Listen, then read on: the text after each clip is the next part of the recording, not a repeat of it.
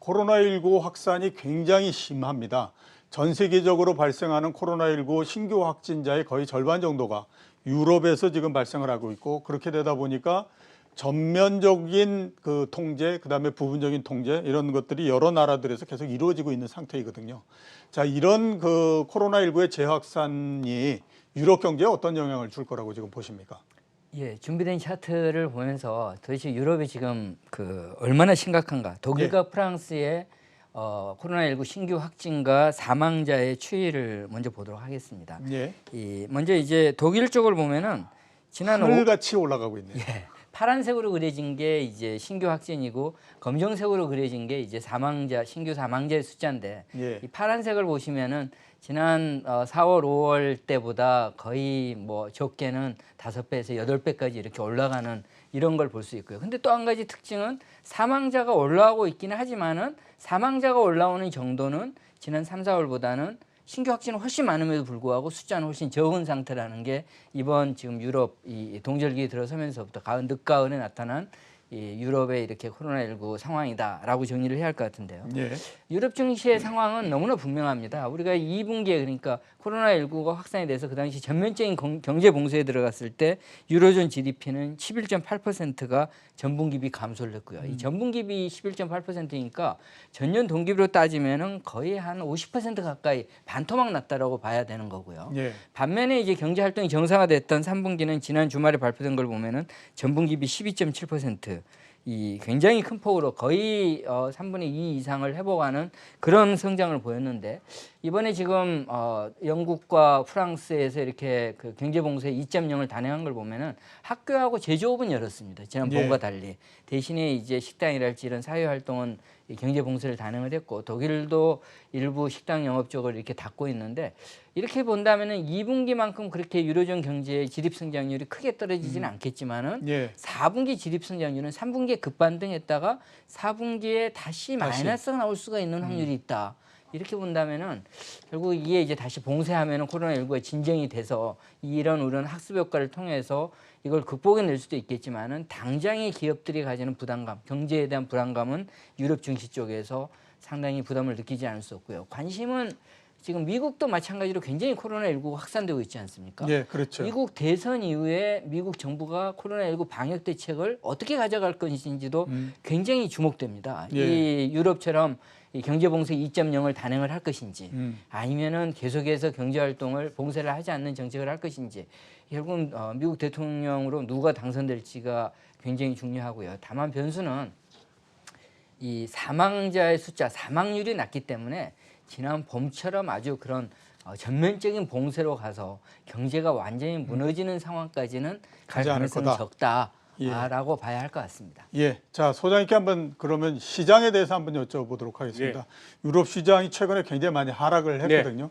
추가적으로 어떻게 보십니까? 떨어지거나 뭐 오르거나 이제 반등을 하거나 뭐 여러 가지 가능성이 있을 텐데, 추가적으로 어떤 모습이 될 거라고 보십니까? 아직까지는 뭐 힘이 없어 보이는데요. 예.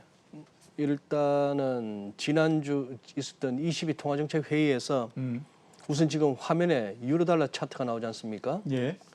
지난주 보시면 이렇게 오른쪽 끝부분 보시면 하나, 둘, 셋, 넷, 다섯, 한 일주일 정도 유로가 이제 결국 이렇게 뭐 늘 보던 레벨이긴 하지만 결국 상승세에서 하락세로 돌고 있다는 얘기죠.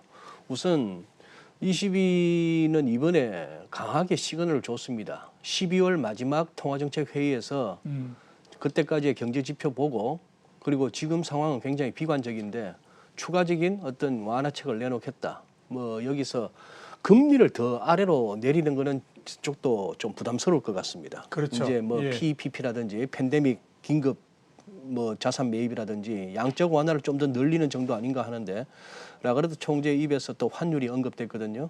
유로가 강세로 가는 것은 지금 상황에서 유로존이 좋지 않다, 뭐 이런 상황이었고, 뭐 그렇게 보이는데 유럽은 아직까지 이렇게 어떤 반등 내지는 뭐 그쪽에 유럽의 동학개미에 해당하는, 미국은 하다못해 로빈훗이라도 있고 유럽은 아직 그런 소식은 들리지 않지 않습니까? 그러다 보니까 뭔가 이렇게 적극적인 매수가 들어오기에는 세력도 돈도 지금 신선한 게 없다 차원에서 유럽은 뭐 코로나가 깔아앉은 것도 아니고 조금 더 이렇게 밀릴 가능성을 염두에 둬야 될 것 같습니다. 예. 이 유로가 이래 되다 보니까 2차 투 한번 보시죠. 달러가 지금 굉장히 크리티컬 레벨에 와 있습니다. 아, 진짜 그렇네요. 그죠? 예. 한눈에 보이시죠? 지난 3월 고점 이후에 선을 올라섰고요. 이거 잘못하면 이 구름대이 제법 두꺼운데 이것도 열고 올랐을 그런 상황입니다. 예. 그래서 지금 한번 저기 전후해서 한번 살펴보시죠. 저기 뭐야? 열고 올라온다라고 하면 계속해서 네. 달러의 강세가 될 가능성. 거기다가 지금 윌리엄 더들리가 살짝 약을 쳤는데요. 예. 전직이긴 합니다만 그래도 한때 연준의 넘버 3였는데 뉴욕 연방은행 총재였으면 지난 29일 날 미국 현지 시간으로 블룸버그하고 인터뷰하면서 대놓고 저렇게 연준 진짜 실탄이 없다 이렇게 얘기하면서 재정 정책으로 또 이렇게 화살을 돌렸습니다. 자기가 현직일 때는 뭐 연준이 못할 게 없는 것처럼 얘기하다가 이제 전직되니까 연준이 실탄이 없다라고 고백을 해버리는데요. 저건 약간 저는 좀 그게 있습니다. 복선이 있다고 생각합니다. 예. 한번 그감 생각해 보시죠. 트럼프든 바이든이든 일단 당선되고 나면 말이죠. 주가 지금 당장 오르는 거 그렇게 원치 않을 가능성이 있습니다. 뭐 그렇겠죠. 예. 선거 전이면 몰라도 예.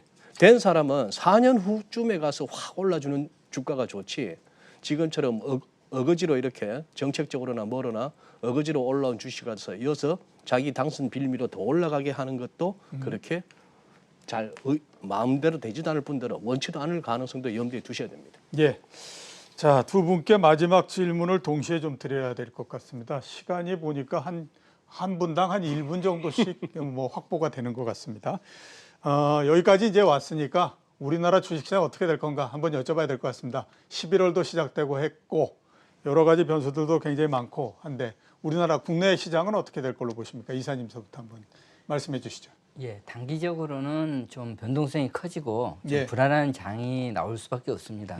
말씀드린 대로 대선 이후도 그렇게 아주 편할 것 같은 그런 느낌은 들지 않아서 좀 조심해야겠지만은 근데 연말장의 특징은 사실은 그 4분기랄지 현재 당장의 경기보다는 내년도 경제를 바라보면서 투자를 하게 되거든요. 그렇죠. 근데 내년도의 상황을 내다보면은 어쨌든 누가 되든 간에 경기 부양 정책이 나올 테고요. 지금은 재정 확대 정책을 쓰지 않을 수가 없고 미국에서 두 번째는 이제 백신 개발에 대한 얘기도 훨씬 더 좀 더 구체적으로 이렇게 나올 수 있는 확률이 있습니다.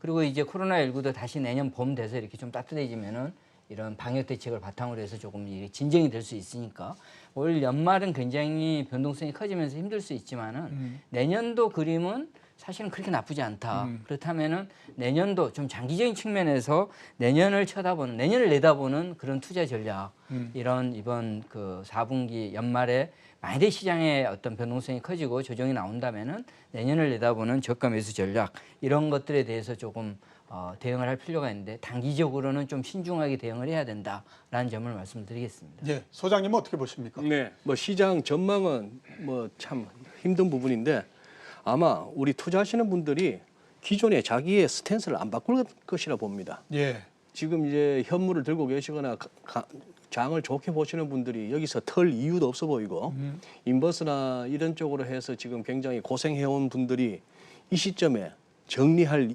이유도 없고 하려 들지도 않을 것 같아요. 예. 아마 강세론자는 강세론자대로 약세론자는 약세론자대로 선거와 이번 이 빅 이벤트 역대급입니다. 이번에 역대급인데 이걸 갖다 전후해서 자기가 원하는 쪽으로 가준다면은 다행이고 안 그렇다면은 그 다음에도 또 투자 철학과 어떤 행태에 따라서 달라지죠. 손절 안 하는 분은 죽었다 깨도 안 합니다. 예. 예, 그렇게 가다가 손절 안 하시는 분들은 오래 기다릴 수밖에 없는 거고 뭐 그런 상황이었습니다. 뭐라고 한다고 해서 설득되시는 분들이 아니니까 예. 투자자분들은. 네. 그러니까 어떤 쪽으로서 주가가 움직인다고 하더라도 아마 큰 투자 전략의 변화를 지금에서 우리가 예단하기는 좀 어렵을 것 같다. 어렵고 이렇게 기존의 전략을 그렇게 우리 투자자분들이 잘 수정하려 들지도 않을 것 같습니다. 예, 알겠습니다. 자, 오늘 나와주셔서 대단히 감사합니다. 예, 고맙습니다. 지금까지 이상재 유진투자증권 이코노미스트 이진우 GFM 투자연구소 소장이었습니다.